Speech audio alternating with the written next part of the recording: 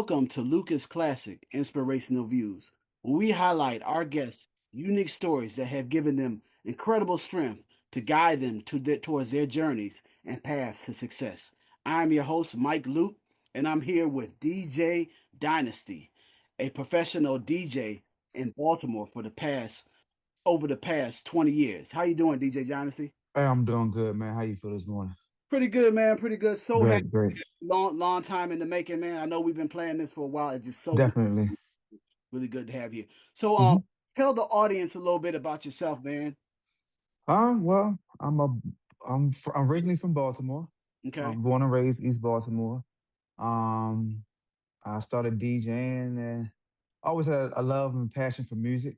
Hmm. When I was young, I used to play the guitar in church, play around, play the drums. As I got older, I got into listen to music. I was listening to LL Cool J records when I was, I guess, 6 years old. I wasn't supposed to. Rum DNC albums and stuff like that. And then one day I bought a pair of turntables and that was it. Okay. All right. Well, you know what? There are a lot of memorable places in the DC area, DC Baltimore area where people party at and everything. Can you name like a memorable event that kind of brings you back to like when you said like, hey, that was really memorable? Well, I've done a lot of events for a lot of people, especially a lot of promoters. Not so much in DC. I think when I moved out to the DMV, I think I changed everything up as far as my business model. As far as with DJing, I took myself really out of the clubs and started doing private parties. But one of the biggest parties, it's not the biggest party I've done, but one of the best parties I've done was it was in Baltimore. It was this place called Gardell's. Okay. All right. It was 3 floors. It had to been like 1,000 people there that night, and I was the headliner DJ, and that was probably one of the best parties I've done. Yeah, yeah. And then I think one of the biggest parties I've done was New Year's Eve at the Timonium Fairgrounds. That was like 5,000 people. Okay, all right. hmm All right. Well, I mean, I know a little bit about the Baltimore style of music and everything. I mean, Baltimore's really famous for house music. hmm Some of the parties that you done, would I now remember there are a couple of house music I can't really think of. It just hits you like I remember that one thing where they sampled the Rough Riders like dun, dun, dun, dun, dun, dun, dun, dun, dun. Yeah, but That always gets unfortunately, the party started all the time. So I'm not. I come in an era where club music had died off for a while, house music had died off for a while. I'm more of a New York style DJ, okay, so I do play everything. Like I try to touch all genres of music when I'm playing. But far as like being like a guy from Baltimore to play club music or play house music, yeah, I'm not that type of DJ. I'm more of a New York style DJ.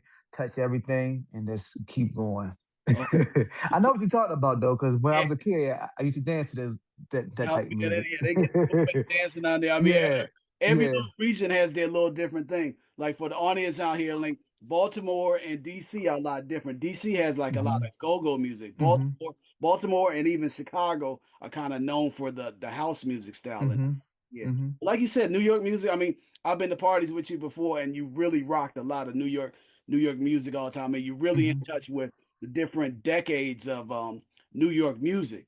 Thank you. I've seen you play a lot of stuff from like um the era of like where the Harlem, New York was really popular Right. and everything with like the Big Daddy Kane and everything Yes. like that. hmm And then I've seen you kind of switched it up to like the Brooklyn style with like the hmm Jay-Z's and hmm Biggies and stuff like that too. hmm Even the Queens with like the Nas's and the Yep. Mobb Deeps and everything. And then Yep. one thing about a DJ, it brings you back to that moment. That's why I always say that a DJ really can control like the mood of a person. You know what I'm saying? Like it can bring that Definitely. feeling, and then that I think that's what really makes a party to be able to get that emotion where you're dancing and enjoying yourself the way you are and everything. That I think that's the mark of a good DJ. And I've been to parties where like you really like rocked it with Thank you.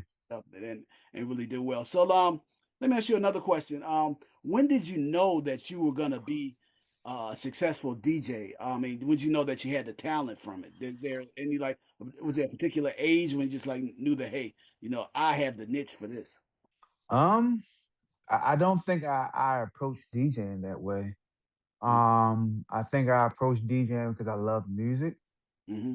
and um practice, practice, practice, practice, and more practice, and doing a lot of bad parties when I was younger. But I just think when you have an audience and people start liking your music and your style of play, that's when you know that you really can, really can make it a business. And that's what I did. I really made it a business. And I did it, I did DJing my way. I wasn't too much in the limelight. I didn't want to be a celebrity. I still do a lot of parties to this day. Is more so of me expressing myself through music and being able to control people. So it's just knowing.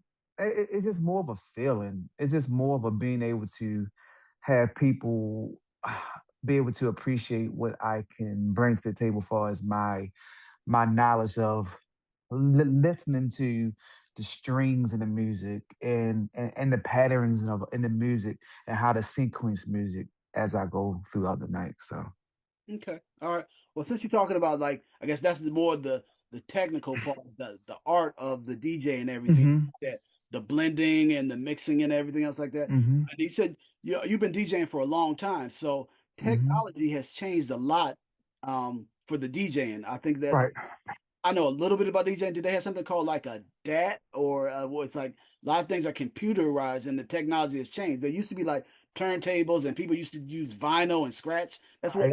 That's how I started out. That's Yeah, how I started out.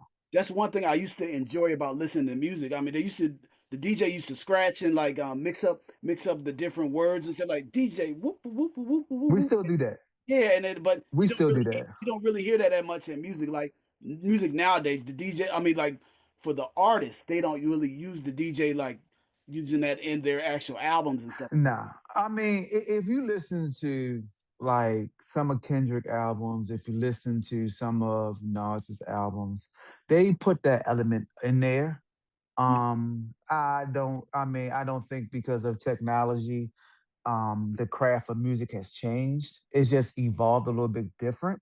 Okay. But when you go to concerts and stuff, you still have DJs, you still have celebrities, I mean rappers or R&B artists that still have DJs scratching and cutting. So that's still around. It's just done differently. And as you get into the newer style, far as how music haven't has it evolved, it's more so mashups now and more so blending and putting music together, which is my thing. I stretch, but I love making sure music is blend and music is crisp and sound good as it transitions to the next song. So that's definitely a good part. I mean, a strong part of music that is evolving.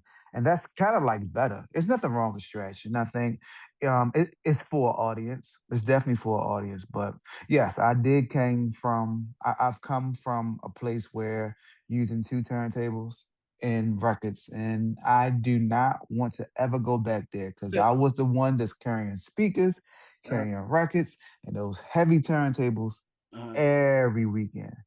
Once Serato came out, I put my records in this lounge in Baltimore called the Garrison Lounge. It might be there. And that's was like about 20 years ago. And I haven't touched the record since. So, but I still do the same thing as I did with turntables. And just to be honest with you, I think I'm more precise now with the technology because instead of me looking for a record, the song is on my computer. I can just search for it and put it in. So it just make me more precise. But you still have to blend a record. You still have to listen to what the people. I'm not listen, but you still need to see and feel what the people want. So the element of being able to perform hasn't changed because a lot of DJs is not using the actual turntables anymore. okay, okay.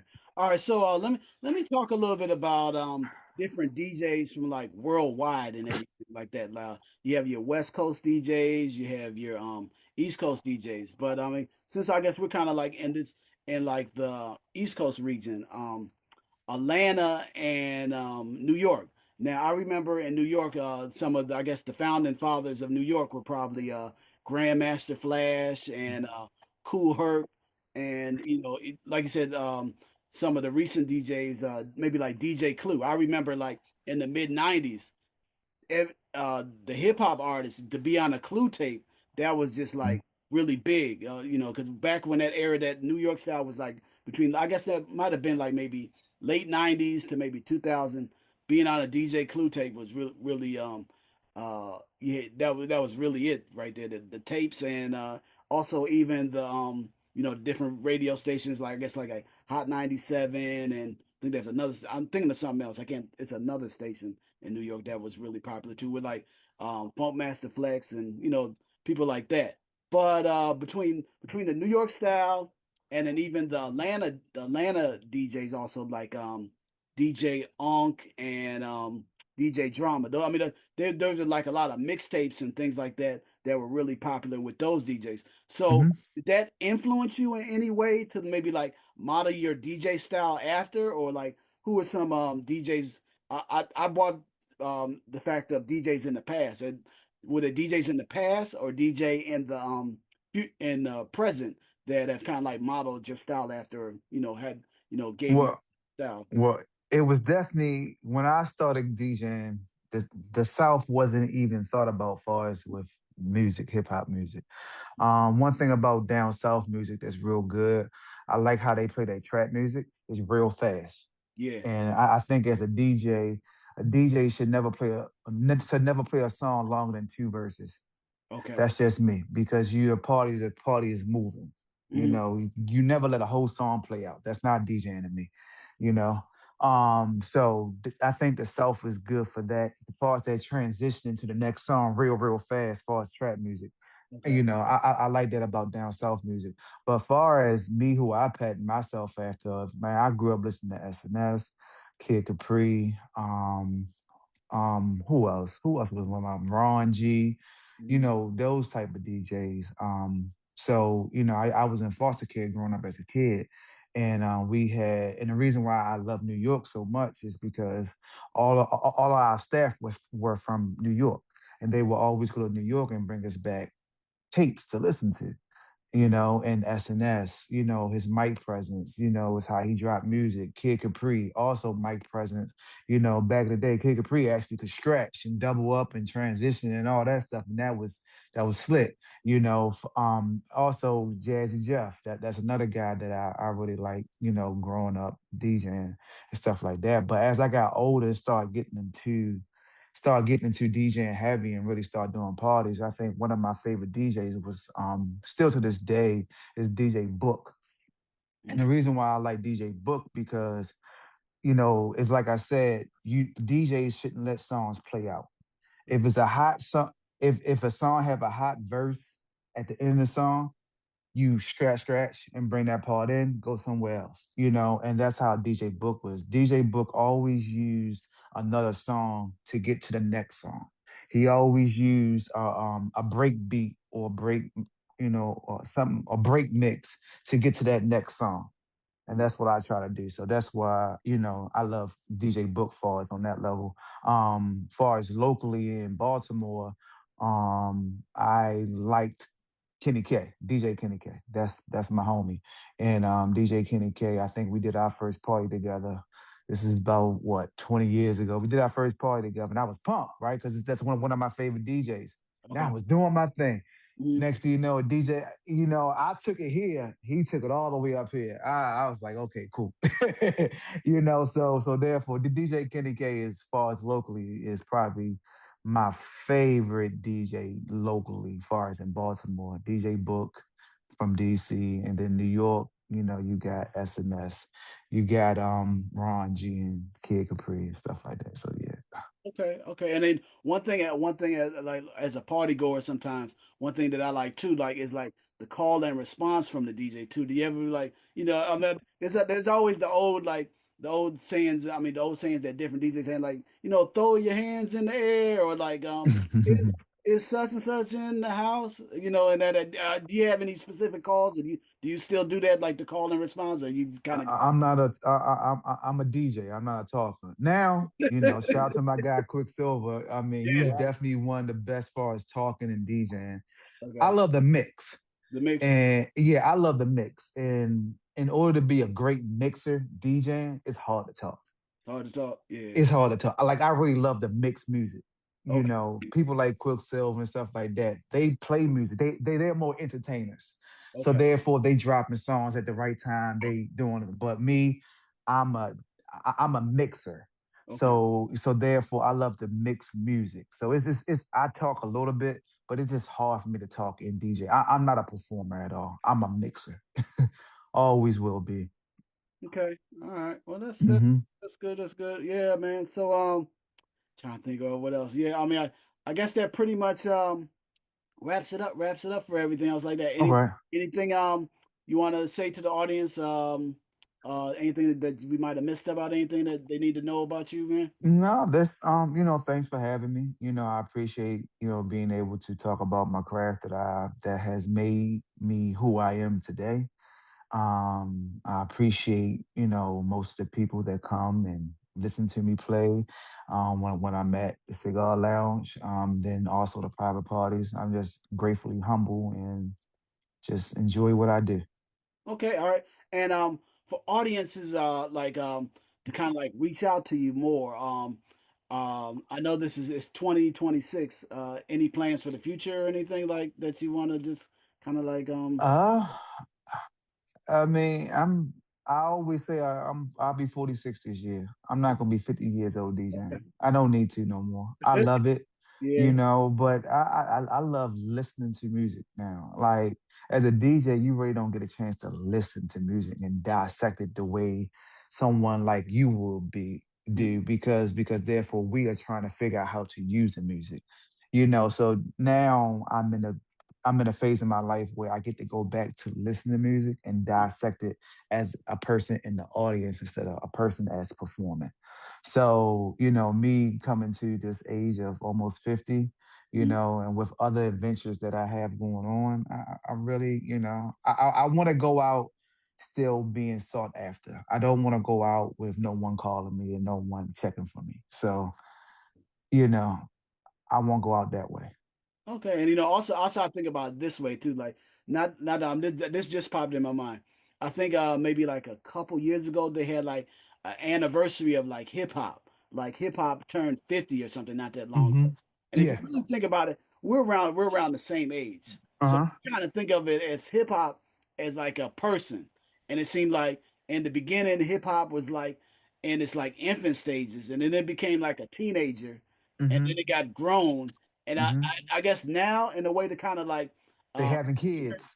yeah, no, yeah, but in a way it's kind of like a metaphorically speaking, hip hop is kind of like in a midlife crisis. Would you agree with that in a way? No, You nowhere near. don't think it's in a crisis or anything? You think No. everything is like spread out? Because I'm I think hip hop, besides without being political and self-righteous, I think hip hop is going in a space where it's connecting media, it's connecting the streams, it's connecting all audience. And then you gotta look at the different audience that is enjoying hip hop now. So therefore it looks totally different. I think hip hop is in a great place. I think we, people our age, and we want to hear the Jay-Z's, we want to hear the Nas's and stuff like that. But that's not the age of new hip hop anymore. It's different. So, while we can, manifest and enjoy the past, we also got to embrace the future too. I always tell people, don't be too old where as though you can't have a person that's younger than you as your friend. Mhm, Because when you have someone as young or younger than you, you'll be able to understand their mindset. So therefore you'll be able to understand the music that come out. mhm. So it's just I think music is in a great place. I mean, far as streaming and making money, I mean, music is definitely in an excellent place. It's just how we choose to interpret it and how we choose to use it. Just like anything in life, Yeah. it's how you choose to interpret it and how you choose to use it. Right, right. Yeah, I definitely agree with that too, man. Because there's like strengths and weaknesses, and sometimes people focus more on the weaknesses instead of the strengths. And Yeah, that's yeah, that's just life. That's just life. yeah. You're gonna change, but you gotta embrace the new. And sometimes you gotta like get a kind of remember the past, but build for the future. You definitely built for the future. And I think in a way, like I said, the streaming and stuff, a lot of things have built for the future. Like I used to like CDs. I used to like CDs a lot. I used to be able to read Right. the producer and everything, like who produced this and that. That's one thing I kind of miss. And then even with streaming, you can't say like, wow, who produced this or who didn't produce that. But I think a lot of producers and DJs and stuff, they like shout out their name at the beginning of the sound. So then I'm like, oh, such and such made this mix and that. But I used to like daggone, those are some really good beats or something else like that. But But look at it like this. You had that long sheet of paper mhm, and that CD case, right? yeah, yeah, They couldn't put all the information on that. yeah, All you gotta do is chat GBT, AI, it give you the reason, it give you the why, it give you who inspired them, it give you a lot more. okay, yeah, So it's just more of an evolve, and like the information is still there. It's just different in how you get it, right, but it's still there. I mean, and plus, if you ask me, ChatGPT will give you more than what that CD thing. I mean, as far as feeling a little bit more personable with the CD or personal with the music. Yeah, I understand what you're saying, yeah, but like, far as the information and get the information, it's more information out there for you to get from a song. Like you can tell that you can get the inspiration. You can get who was in the studio that night mhm, when they made the song. So yeah, you know like I love technology. I love futuristic stuff. Like, I love going into the future. Like, everything is in the past. It's in the past. It got us to this point. yeah, So I'm never going to be a person that want to discredit what's going on now and say, well, this was a lot better. Yeah, it probably was better for me for my age, but look at this person, 23, 25, 30. It's not conducive for them because their minds have changed. So that's just me. All right, man. Well, that's good. I just wanted to add that on Thank you. a little bit. I know we were about to wrap up, but I mean Right. that just popped in my mind real quick. Definitely. And I'm glad you were able to share the audience that little bit of knowledge and everything too. 'Cause I think that's an important part of Right. music evolution, just like you said, man. But yeah, Right. yeah. Definitely. Yeah. Well, all right, All man. right.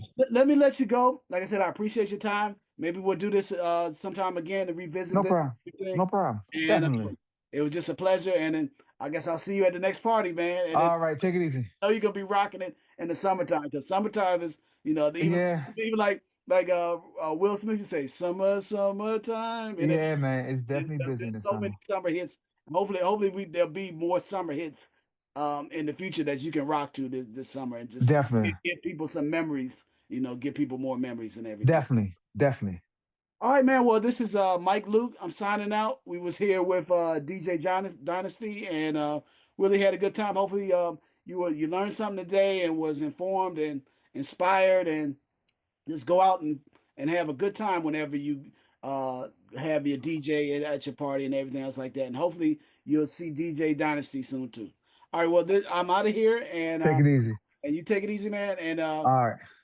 see you next time. All All right. Bye bye. right.